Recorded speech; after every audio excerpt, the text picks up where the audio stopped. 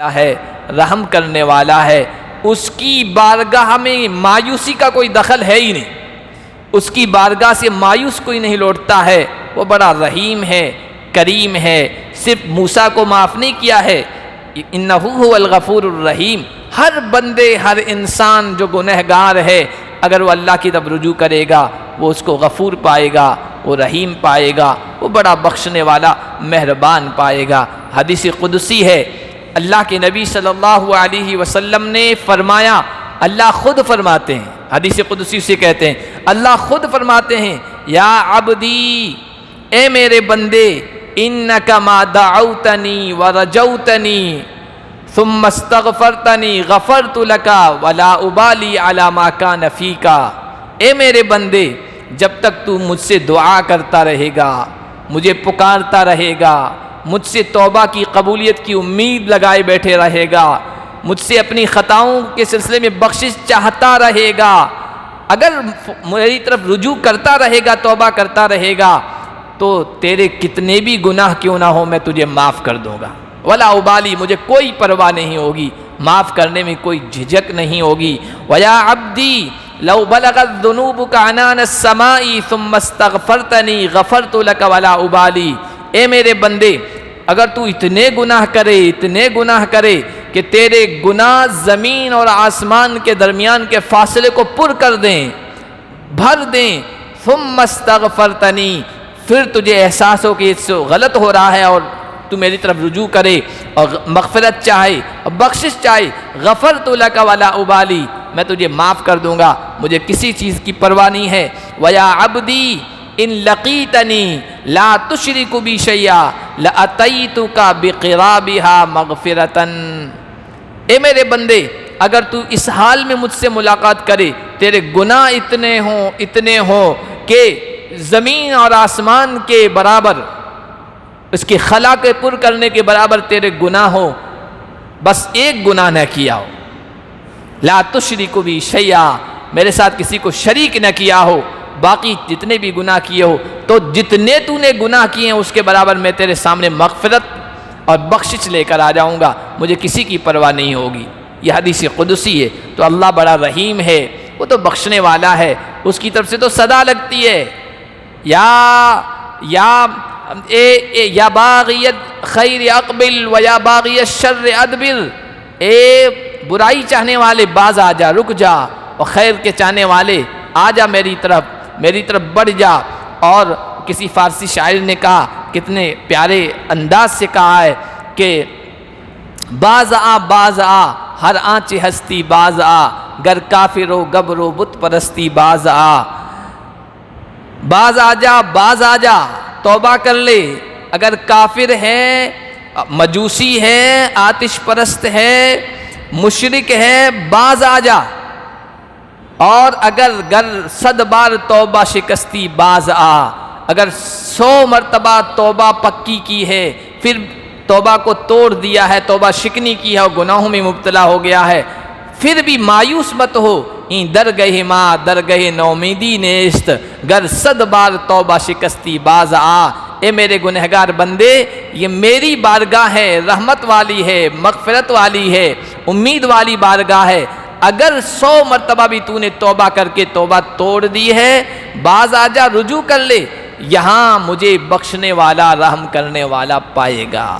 اب کب تک توبہ کرتا رہے کہ انسان کو یہ محسوس ہو جائے کہ میرا گناہ معاف ہو گیا، کب تک توبہ کرتا رہے؟ تو توبہ کی قبولیت کا اندازہ اس طرح ہوگا کہ دل مطمئن ہو جائے اور جو گناہ ہوا ہے اس کی کھٹک دل سے جاتی رہے، جب یہ محسوس ہو تو سمجھ لیجئے کہ آپ کی توبہ قبول ہو گئی ہے اللہ کی طرف سے۔ آج کے درس کا آغاز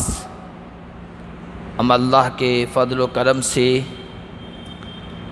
سورہ قصص کی آیت نمبر 14 سے کر رہے ہیں۔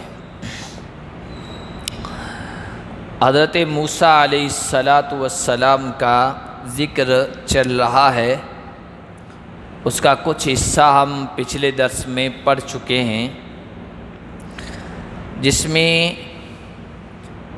حضرت موسیٰ کی پیدائش و ولادت اور پھر قتل کیے جانے کے اندیشے کے موقع پر ان کو سمندر میں ڈالنے کا واقعہ، اور پھر فرعون کے محل میں پہنچ کر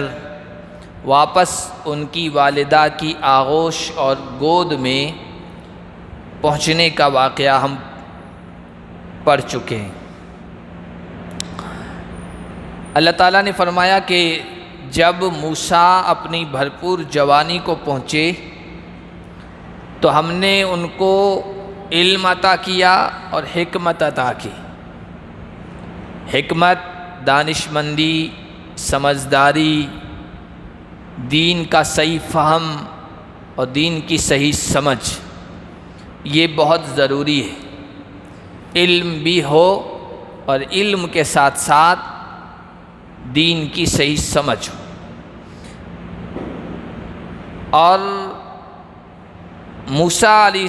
السلام کی طرح جو صبر کا، استقامت کا، فرما برداری کا، رب کی اطاعت کا راستہ چنے گا، اپنائے گا، اللہ فرماتے ہم اسی طرح ایسے لوگوں کو بدلہ دیا کرتے۔ وَدَخَلَ الْمَدِينَةَ عَلَىٰ حِينِ غَفْلَةٍ مِّنْ أَهْلِهَا۔ حضرت موسیٰ علیہ السلام بڑی عمر کو پہنچ گئے، جوانی کی عمر کو۔ پھر چونکہ فرعون کے دربار میں رہتے تھے، لیکن دن دن میں اپنے جو اسرائیلیوں کے گھر تھے، سبطیوں کے جو گھر تھے وہ الگ تھے۔ فرعونی جن کو قبطی کہتے تھے ان کے گھر الگ تھے، اور سبطیوں کے بنی اسرائیلیوں کے گھر الگ تھے، اس لیے کہ وہ نیچے سمجھے جاتے تھے، کمزور سمجھے جاتے تھے، تو ان کے گھروں کو الگ رکھا تھا۔ تو دن میں اپنی والدہ اپنے بھائی سے ملنے ملاقات کے لیے جایا کرتے تھے، شام کو واپس آ کر یہاں فرعون کے دربار و محل میں گزارا کرتے تھے۔ ایسے ہی ایک موقع پر وہ شہر آئے، قبطیوں کے گھروں اور ان کی آبادی میں آئے۔ غفلت کا موقع تھا، غفلت کا وقت تھا۔ کون سا وقت تھا؟ غفلت کے عام طور پر 3 وقت ہوتے ہیں، یا تو دوپہر کا وقت جب لوگ قیلولہ کرتے ہیں، تھک کے تھوڑی دیر کے لیے لیٹ جاتے ہیں، یا پھر صبح کا وقت جب نیند کا غلبہ ہوتا ہے، اور تیسرا وقت مغرب کے بعد اور عشاء کے بیچ کا جب اندھیرا چھا جاتا ہے اس وقت۔ یہ 3 وقتوں میں سے کوئی وقت رہا ہوگا۔ حضرت موسیٰ شہر میں آ رہے تھے، فَوَجَدَ فِيهَا رَجُلَيْنِ يَقْتَتِلَانِ، وہاں دیکھا کہ 2 آدمی آپس میں لڑ رہے ہیں۔ هَذَا مِنْ شِيعَتِهِ وَهَذَا مِنْ عَدُوِّهِ، ایک ان کے گروہ کا تھا، شیعہ کہتے ہیں جماعت کو، پارٹی کو، اور دوسرا ان کے مخالفین میں سے، دشمنوں میں سے تھا، یعنی فرعونی تھا، قبطی تھا۔ فَاسْتَغَاثَهُ الَّذِي مِنْ شِيعَتِهِ عَلَى الَّذِي مِنْ عَدُوِّهِ، جو قبطی و فرعونی آدمی تھا وہ اصل میں تاریخی کتابوں میں لکھا کہ وہ فرعون کا باورچی تھا،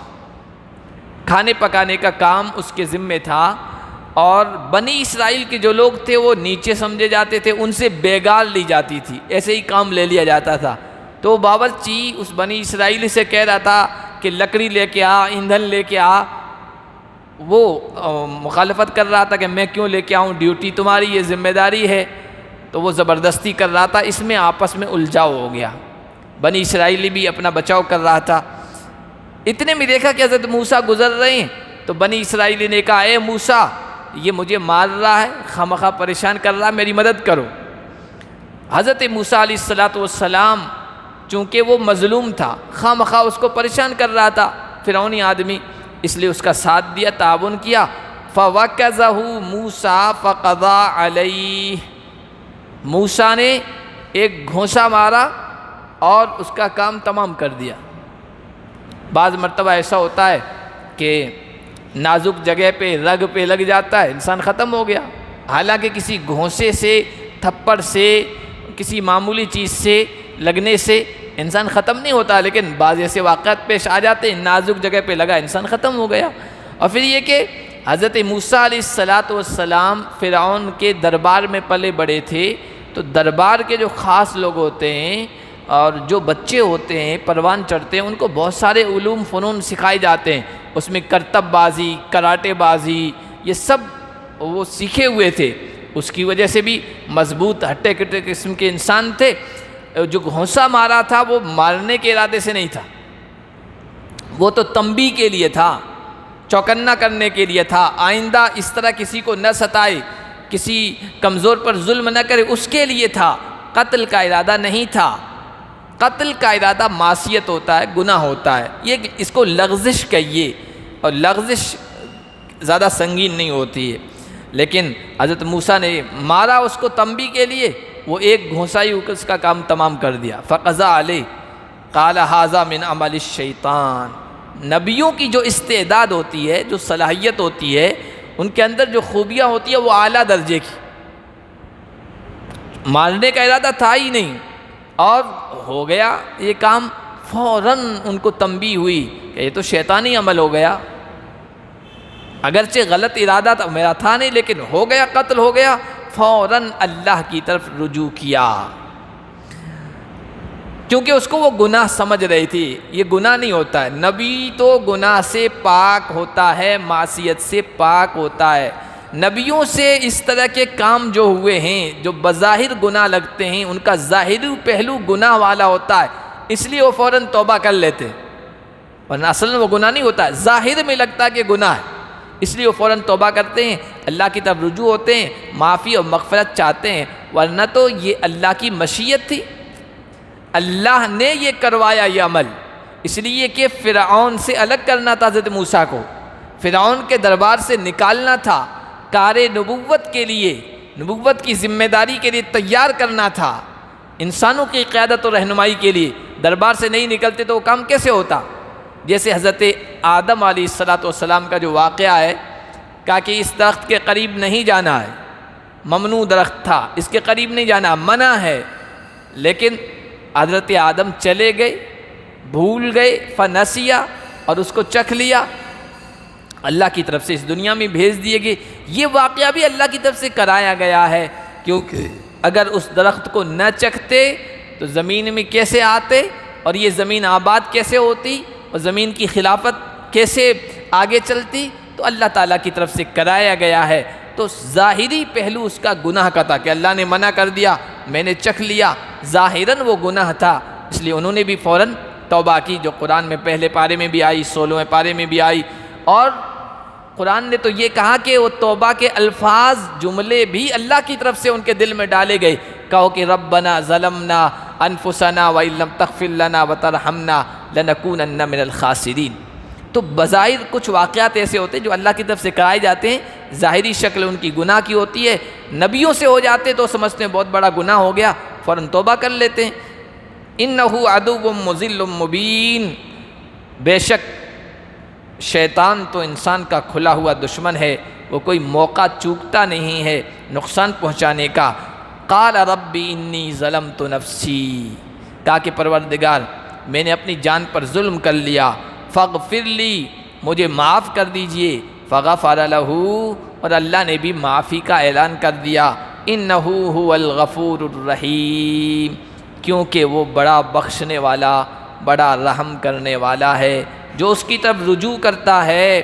جو اس کی طرف متوجہ ہوتا ہے، ندامت کا اظہار کرتا ہے، اپنی خطا، اپنی غلطی، اپنے گناہ پر افسوس کا اظہار کرتا ہے، تو وہ غفور الرحیم ہے، بخشنے والا ہے، رحم کرنے والا ہے۔ اس کی بارگاہ میں مایوسی کا کوئی دخل ہے ہی نہیں،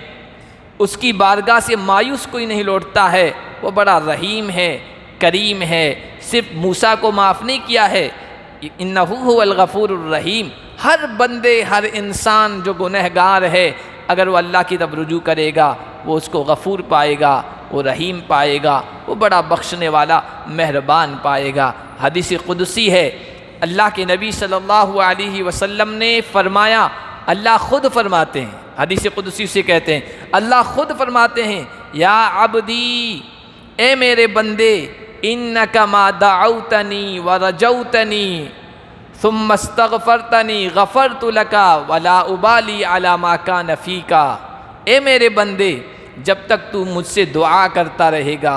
مجھے پکارتا رہے گا، مجھ سے توبہ کی قبولیت کی امید لگائے بیٹھے رہے گا، مجھ سے اپنی خطاؤں کے سلسلے میں بخشش چاہتا رہے گا،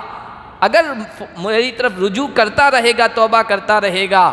تو تیرے کتنے بھی گناہ کیوں نہ ہو میں تجھے معاف کر دوں گا۔ ولا ابالی، مجھے کوئی پرواہ نہیں ہوگی، معاف کرنے میں کوئی جھجک نہیں ہوگی۔ ویا عبدی لو بلغت ذنوبک عنان السماء ثم استغفرتنی غفرت لک ولا ابالی، اے میرے بندے اگر تو اتنے گناہ کرے کہ تیرے گناہ زمین اور آسمان کے درمیان کے فاصلے کو پر کر دیں،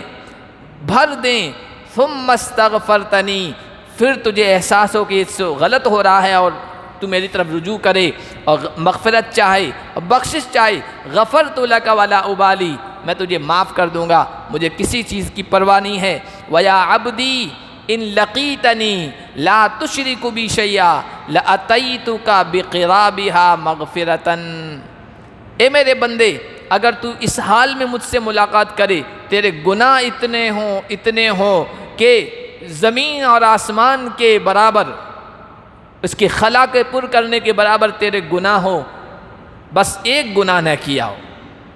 لا تشرک بی شیئا، میرے ساتھ کسی کو شریک نہ کیا ہو، باقی جتنے بھی گناہ کیے ہو، تو جتنے تو نے گناہ کیے ہیں اس کے برابر میں تیرے سامنے مغفرت اور بخشش لے کر آ جاؤں گا، مجھے کسی کی پرواہ نہیں ہوگی۔ یہ حدیث قدسی ہے۔ تو اللہ بڑا رحیم ہے، وہ تو بخشنے والا ہے، اس کی طرف سے تو صدا لگتی ہے، یا باغیت خیر اقبل و یا باغیت شر ادبر، اے برائی چاہنے والے باز آ جا، رک جا، اور خیر کے چاہنے والے آ جا میری طرف بڑھ جا۔ اور کسی فارسی شاعر نے کہا، کتنے پیارے انداز سے کہا ہے کہ باز آ ہر آنچ ہستی باز آ، گر کافر و گبر و بت پرستی باز آ، باز آ جا توبہ کر لے، اگر کافر ہے، مجوسی ہے، آتش پرست ہے، مشرک ہے، باز آ جا، اور اگر 100 بار توبہ شکستی باز آ، اگر 100 مرتبہ توبہ پکی کی ہے، پھر توبہ کو توڑ دیا ہے، توبہ شکنی کی ہے اور گناہوں میں مبتلا ہو گیا ہے، پھر بھی مایوس مت ہو، درگہ نومیدی نیست، گر 100 بار توبہ شکستی باز آ، اے میرے گنہگار بندے، یہ میری بارگاہ ہے، رحمت والی ہے، مغفرت والی ہے، امید والی بارگاہ ہے، اگر 100 مرتبہ بھی تو نے توبہ کر کے توبہ توڑ دی ہے، باز آ جا، رجوع کر لے، یہاں مجھے بخشنے والا، رحم کرنے والا پائے گا۔ اب کب تک توبہ کرتا رہے کہ انسان کو یہ محسوس ہو جائے کہ میرا گناہ معاف ہو گیا؟ کب تک توبہ کرتا رہے؟ تو توبہ کی قبولیت کا اندازہ اس طرح ہوگا کہ دل مطمئن ہو جائے اور جو گناہ ہوا ہے اس کی کھٹک دل سے جاتی رہے، جب یہ محسوس ہو تو سمجھ لیجئے کہ آپ کی توبہ قبول ہو گئی ہے اللہ کی طرف سے۔ قال رب بما انعمت علی فلن اکون ظہیرا للمجرمین، حضرت موسیٰ نے کہا، میرے پروردگار تو نے مجھ پر بڑا انعام کیا ہے، میری پرورش کروائی، مجھے بچایا، مجھے بڑا کیا، مجھے قوت و طاقت بخشی، نوجوانی عطا فرمائی، علم کی بیش قیمت نعمت عطا فرمائی، حکمت، دانائی، سمجھداری عطا فرمائی، یہ مجھ سے غلطی ہو گئی ہے۔ فلن اکون ظہیرا للمجرمین، اور میں یہ عہد کرتا ہوں، پختہ ارادہ کرتا ہوں کہ کسی مجرم کا مددگار نہیں بنوں گا، کسی مجرم، کسی ظالم کا تعاون نہیں کروں گا، یہ میں عہد کرتا ہوں۔ اور ظلم کرنا تو ہے ہی گناہ، ظالم کی طرف ذرا بھی نرمی کا پہلو اختیار کرنا، ان کی طرف جھکاؤ، قرآن کہتا ہے یہ بھی نہیں ہونا چاہیے ورنہ اللہ کی پکڑ آ جائے گی۔ وَلَا تَرْكَنُوا إِلَى الَّذِينَ ظَلَمُوا فَتَمَسَّكُمُ النَّارُ، جو لوگ ظالم ہیں ان کی طرف ذرا بھی میلان نہیں ہونا چاہیے، رجحان اور جھکاؤ نہیں ہونا چاہیے، ورنہ آگ کی لپٹیں تمہیں چھو لے گی، پکڑ لے گی، جہنم میں جانا پڑے گا، اللہ کی گرفت اور پکڑ ہو جائے گی۔ حضرت موسیٰ نے کہا میں کسی مجرم کا مددگار نہیں بننا چاہتا۔ فَأَصْبَحَ فِي الْمَدِينَةِ خَائِفًا يَتَرَقَّبُ، پھر صبح کے وقت مدینے میں ڈرتے ہوئے گزاری، انتظار کرتے ہوئے، کیونکہ پتہ تھا قتل ہو گیا ہے، اور قتل کا جب قتل ہو گیا تھا فوری طور پر کوئی ریئیکشن نہیں ہوا تھا، کیونکہ وہاں موجود نہیں تھا کوئی، لیکن دل میں تو یہ بات تھی کہ اب پتہ چلے گا کہ اس طرح مرڈر ہو گیا ہے تو تحقیق ہوگی، انکوائری ہوگی، اور انکوائری میں دیکھتے ہیں کہ سوئی شک کی کس پر جا کر ٹھہرتی ہے، رکتی ہے۔ یہ حضرت موسیٰ علیہ السلام کے دل میں بات تھی، ہو سکتا ہے کہ مجھے پر شک کرنے لگ جائیں، اس لیے کہ حضرت موسیٰ کو ابھی نبوت تو نہیں ملی تھی، لیکن نبی کا مزاج سلیم ہوتا ہے، درست ہوتا ہے، وہ جو غلط چیز ہو رہی ہوتی ہے نبوت سے پہلے بھی اس کو برا سمجھتا ہے، اس پر روک ٹوک کرتا رہتا ہے۔ فرعون کے ظلم پر روک ٹوک کرتے تھے، شرک پر، بت پرستی پر، جو بھی ان کے درمیان غلط چیزیں تھیں ان پر روک ٹوک ہوتی رہتی تھی۔ تو شک یہ کریں گے کہ موسیٰ ہی ہمارے خلاف کچھ بولتا رہتا ہے، ہو سکتا ہے کہ اسی نے قتل کیا ہو۔ صبح کے وقت ڈرے سے ہوئے تھے، اور اس طرح کی فطری چیزوں سے ڈرنا یہ نبوت کے منافی نہیں ہے۔ نبی بھی انسان ہوتے ہیں، اس طرح کے حالات پیدا ہو جائیں تو ہر اچھے سے اچھا انسان، مضبوط سے مضبوط ایمان والے کو بھی خوف محسوس ہوتا ہے، ڈرتا ہے۔ فَإِذَا الَّذِي اسْتَنصَرَهُ بِالْأَمْسِ، حضرت موسیٰ ڈرے سے سہمے ہوئے سے غور سے دیکھ رہے تھے کہ میری طرف تو شک کی نگاہ ہی نہیں جا رہی ہے، اٹھ رہی ہے۔ اسی حالت میں گزر رہے تھے کہ پھر دیکھا کہ کل جو اسرائیلی آدمی جس کی مدد کے لیے حضرت موسیٰ نے اس قبطی کو گھونسا مارا تھا، وہ مار دیا گیا تھا، وہ پھر دوسرے سے لڑ رہا۔ یستصرخو، حضرت موسیٰ کو دیکھا تو مدد کے لیے بلایا، موسیٰ مدد کرو۔ تو حضرت موسیٰ نے کہا کہ یہ خود ہی خلل میں لگتا ہے، اسرائیلی، چونکہ عام طور پر اسرائیلی مظلوم تھے اس لیے پہلے دن مدد کر دی، لیکن دوسرے دن بھی وہی آدمی قبطی سے لڑ رہا ہے، فرعونی آدمی سے لڑ رہا ہے، تو حضرت موسیٰ سمجھے کہ یہ خود ہی بدماش ہے، خود ہی بد رہا ہے، اس کے دماغ میں خلل ہے، ہر کسی سے لڑتا رہتا ہے۔ حضرت موسیٰ کو غصہ آیا، اس لیے کہ نبی چونکہ قوم کا آدمی ہوں اس لیے میں اس کی مدد کر دوں، ایسا نہیں ہوتا ہے۔ یہی کہا لَنَكُونَ ظَهِيرًا لِلْمُجْرِمِينَ، میں کسی مجرم کا مددگار نہیں بنوں گا۔ پہلے دن اس کو مظلوم سمجھ رہے تھے، دوسرے دن بھی وہ لڑ رہا ہے، تو حضرت موسیٰ نے کہا إِنَّكَ لَغَوِيٌّ مُبِينٌ، تم ہی بدماش لگتے ہو، گمراہ لگتے ہو، بدراہ لگتے ہو، بدماش لگتے ہو، کل بھی لڑ رہے تھے آج بھی لڑ رہے ہو، مدد کے لیے مجھے پکار رہے ہو۔ ڈانٹا، پھٹکارا، لیکن چونکہ عام حالات میں بنی اسرائیلی مظلوم ہی تھے تو حضرت موسیٰ کے دل میں بات آئی، ڈانٹ تو دوں اس کو تاکہ آئندہ کسی اور سے نہ جھگڑے، لیکن اس کی مدد کرنا چاہتے تھے۔ لیکن جب ڈانٹ پڑی حضرت موسیٰ کی، اس نے تو کل کی سچویشن دیکھ لی تھی، ایک مکے نے تمام کام کر دیا تھا، تو وہ سوچا کہ مجھے ڈانٹا اس لیے موسیٰ آگے بڑھے نا بچانے کے لیے، وہ سمجھا کہ مجھے ہی ماریں گے، نتیجہ تو ایک مکے کا وہ دیکھ چکا تھا کل ہی، اس لیے اس کو گھبراہٹ ہوئی کہ میرا کام تو تمام ہو جائے گا، اور جو کل انجام ہوا ہے قبطی کا وہ آج میرا ہو جائے گا۔ گھبراہٹ میں اس نے راز فاش کر دیا، حضرت موسیٰ سے کہنے لگا فَلَمَّا أَرَادَ أَن يَبْطِشَ بِالَّذِي هُوَ عَدُوٌّ لَهُمَا، جب حضرت موسیٰ نے چاہا کہ پکڑے اس کو جو ان دونوں کا دشمن ہے، مخالف ہے، حضرت موسیٰ کا اور اس بنی اسرائیلی کا، یعنی اس فرعونی کو پکڑنا چاہتے تھے، لیکن چونکہ ڈانٹا بنی اسرائیلی کو تھا پھر آگے بڑھے تھے، تو بنی اسرائیل نے سوچا کہ آج میری خیر نہیں ہے اور آج میرا بھی انجام کل کی طرح ہو جائے گا، تو کہا کہ اے موسیٰ اتريد ان تقتلنی کما قتلت نفسا بالامس، کیا تم یہ ارادہ کر رہے ہو کہ مجھے بھی مار دو جس طرح کل ایک آدمی کو مار ڈالا تھا؟ یہ اسرائیل نے راز فاش کر دیا، تو وہ جو فرعونی تھا اس کو پتہ چل گیا، اس سے بات آگے چلی، چونکہ وہ تو جو قتل ہوا تھا یوں کہیے آج کل کی اسلام ایک بلائنڈ مرڈر تھا، پتہ نہیں چل رہا تھا قاتل کون ہے، چونکہ حضرت موسیٰ کی قوم کا تھا، اس نے تو اب تک راز فاش نہیں کیا تھا، اس لیے تحقیق ہو رہی تھی کس نے قتل کیا، لیکن خود نے راز فاش کر دیا۔ اس قبطی نے، فرعونی نے سنا، اس نے آگے بات چلائی، بات ہوتے ہوتے فرعون کی پولیس تک پہنچ گئی، فرعون کے پاس خبر پہنچی، پھر اس طرح راز فاش ہو گیا۔ ان تريد الا ان تكون جبارا في الارض، کہنے لگا تم زمین میں سرکش بننا چاہتے ہو، کل بھی ایک آدمی کو مار ڈالا اور آج میری طرف بڑھ رہے ہو، تم اصلاح کرنے والے نہیں ہو، تم فساد اور بگاڑ چاہنے والے ہو۔ وجاء رجل من اقصى المدینۃ یسعی، قرآن بیچ کی جو کڑیاں ہیں خود بخود سمجھ میں آ جاتی ہے، ان کو نہیں لیتا ہے۔ اب وہ میں نے بتا دی کہ جب یہ اس نے اپنی زبان سے کہہ دیا تو اس نے راز فاش کر دیا، راز فاش ہو گیا تو کہتے ہیں کہ ہونٹوں چڑھی کوٹھوں چڑھی، جو بات ہونٹ پہ آ گئی وہ کوٹھوں چڑھ جاتی ہے، گھر گھر پہنچ جاتی ہے۔ اس لیے انسان کو کہا گیا کہ اپنے راز کو فاش نہ کرے کبھی۔ جو انسان اپنے دل میں اپنے راز کو چھپا نہیں سکتا ہے، مخفی نہیں رہ سکتا ہے، وہ دوسرے سے کیسے امید لگائے کہ وہ اس کو چھپائے گا اور آگے نہیں کرے گا، آگے نہیں بتائے گا۔ باتیں اسی طرح ہوتی ہے، آپ کو بتا رہا ہوں آپ کسی کو مت بتانا، وہ دوسرے کو بتائے گا، آپ کو ہی بتا رہا ہوں آپ کسی کو مت بتانا، اور راز فاش ہو جاتے ہیں۔ ہونٹوں چڑھی کوٹھوں چڑھی، جو بات ہونٹوں پہ آ جاتی ہے پھر وہ ظاہر ہو جاتی ہے۔ جاء رجل من اقصى المدینۃ یسعی، فرعون تک جب یہ خبر پہنچی کہ اس طرح موسیٰ نے قتل کیا ہے تو اب فرعون کو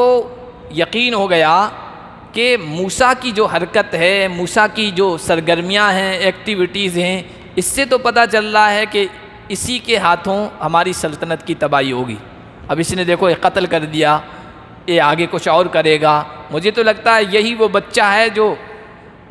قتل ہو جانے والے بچوں میں بچ گیا، اور یہی آگے چل کر ہمارے لیے خطرہ بنے گا۔ اس نے اپنی میٹنگ بلائی،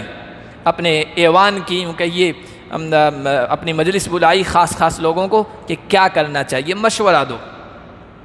وہاں یہ طے ہوا، سب نے متفقہ یہ فیصلہ کیا کہ بھائی ہمیں بھی یہی لگ رہا ہے کہ ہمارے ملک کے لیے، راشٹر کے لیے خطرہ بنتا چلا جا رہا ہے، اور اسی کی وجہ سے ہماری حکومت جائے گی، اس لیے اس کے خلاف کارروائی ہونی چاہیے۔ اور کارروائی سیدھی سی بات ہے کہ قصاص کے بدلے قصاص، یعنی قتل کے بدلے قتل، قصاص ہونا چاہیے۔ اللہ تبارک و تعالی اپنے نیک بندوں کے لیے کس طرح راستے نکالتے ہیں، کس طرح راہیں کھولتے ہیں، کس طرح مدد فرماتے ہیں، اسی لیے یہ قصے بیان کیے گئے۔ فرعون کے ان خاص لوگوں کے اندر ایک آدمی تھا، اس کے دل میں اللہ تعالیٰ نے بات ڈالی موسیٰ کی خیر خواہی کی، موسیٰ کی بھلائی کی۔ اب خاص لوگ تھے، یوں کہ یہ کیبینٹ منتری تھے، ملا فرعون کے الفاظ آئے، جو خاص لوگ تھے ان سے مشورہ ہوتا، ان میں کسی آدمی کو اللہ تعالیٰ نے خیر خواہی کا جذبہ دے دیا۔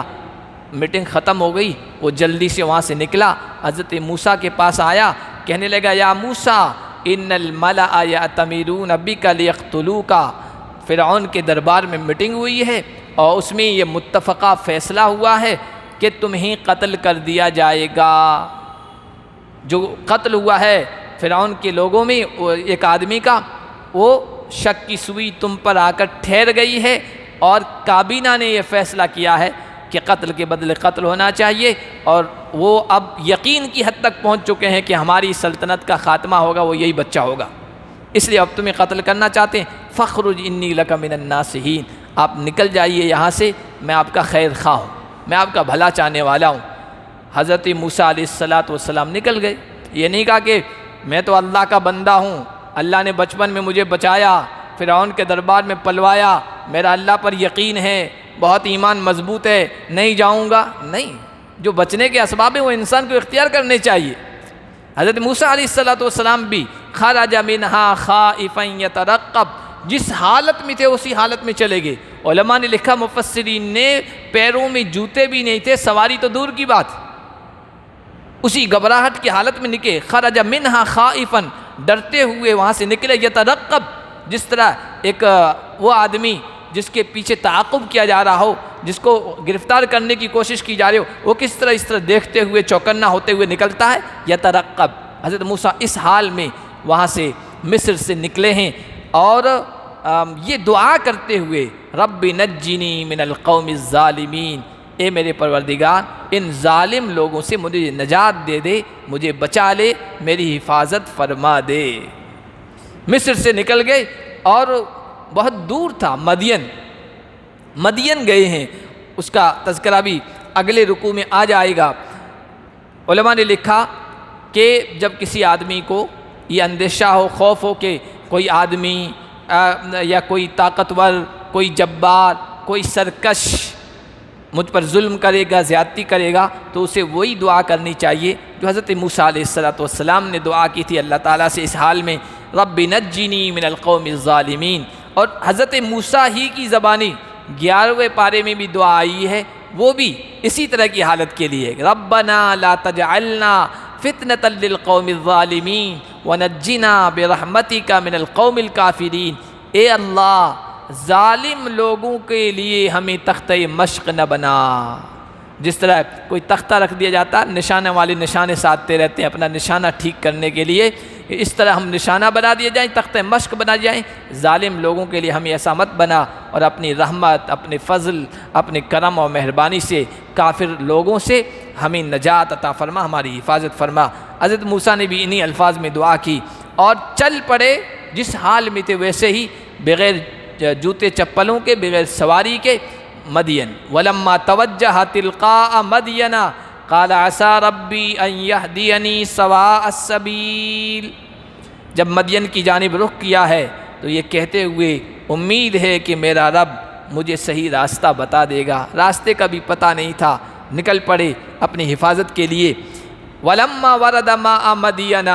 اللہ تعالیٰ نے راستہ بتا دیا، جس راستے پہ نکلے وہ صحیح راستہ ہی پکڑا تھا، مدین پہنچ گئے۔ مدین جب پہنچے ہیں تو اس آبادی کے کنارے میں کنواں تھا، عام طور پر آبادیوں کے کنارے پہ ہی بنایا جاتا تھا، وہاں پر دیکھا کہ لوگ پانی پلا رہے ہیں، چروائے ہیں، بکریاں ہیں، اور کچھ بکریاں ایک طرف کھڑی ہوئی ہے، روکی ہوئی ہے، ان کو روکنے والی 2 بچیاں ہیں، 2 لڑکیاں ہیں۔ تو حضرت موسیٰ علیہ السلام جب مدین کے اس چشمے اور کنویں پر پہنچے، لوگوں کو پایا کہ وہ پانی پلا رہے ہیں، 2 عورتوں کو پایا تزودانے، جو اپنی بکریوں کو روک رہی تھی، دور کر رہی تھی۔ حضرت موسیٰ نے کہا ما خطبکما، تم دونوں ادھر اکیلی کیوں کھڑی ہو؟ تو انہوں نے جو بات کہی ہے وہ بہت اہم ہے، اور اس میں بہت سارے ہمارے لیے سبق آموز پہلو ہیں، بہت ہی اہم باتیں انشاءاللہ وہ اگلے درس میں تسلی کے ساتھ، اطمینان کے ساتھ کی جائے گی۔ اللہ تبارک و تعالی ہم سب کو قرآن کریم کو سمجھنے کی، قرآن کریم میں بیان کردہ واقعات سے عبرت اور نصیحت حاصل کرنے کی توفیق عطا فرمائے، ظالم قوم کے لیے ہمیں تختہ مشق نہ بنائے، اور ظالم لوگوں سے ہمیں نجات عطا فرمائے۔ سبحان اللہ بحمدہ، سبحانک اللہم ونشہد ان لا الہ الا انت۔